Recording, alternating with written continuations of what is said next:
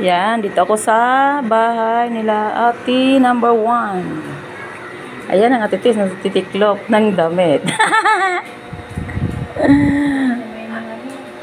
Under lahat ng electric fan. Oh.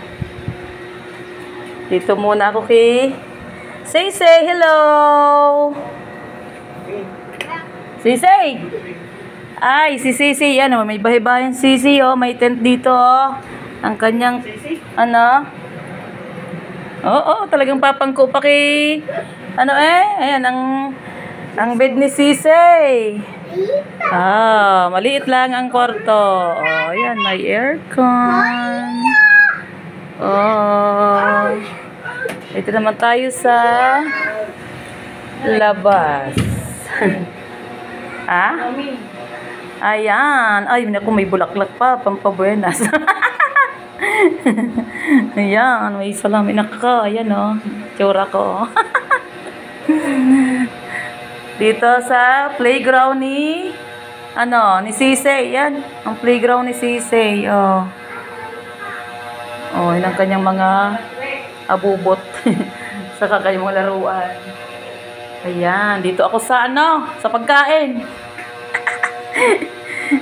Dito ako sa rep, magbubungkal ng makakain. Ay!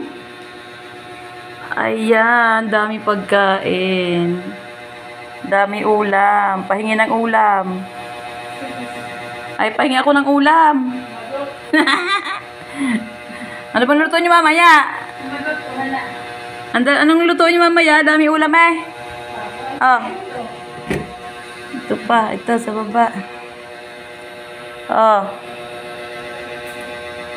Oh, yun ang laman ng rep ni ate number 1. Hihingi ako ng ulam. Ano ba luto niyo mamaya? Magluluto din ako mamaya ng ulam ni Dalin. Oh, dami grocery Oh, ang kanilang electric stove. Ayan, maliit lang siya kasi bawal sa Tondo dati ang gasol. Yan lang ang kanilang lutuan. Yan, bawal din sa Tondo ang mag-ihaw. Akala lagi may sunog.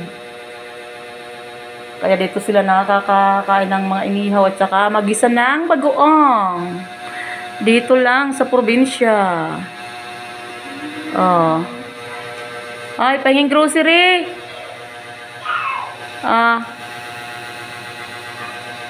Dami grocery, pahingi ako.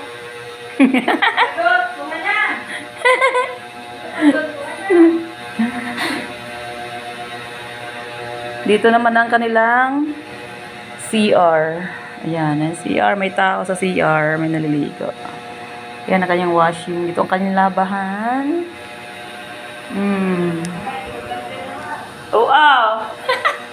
Dito okay, ate number 1. Ito lang kanilang maliit na bahay. Init? Hingi ako ng grocery. Ayan lang po. Thank you.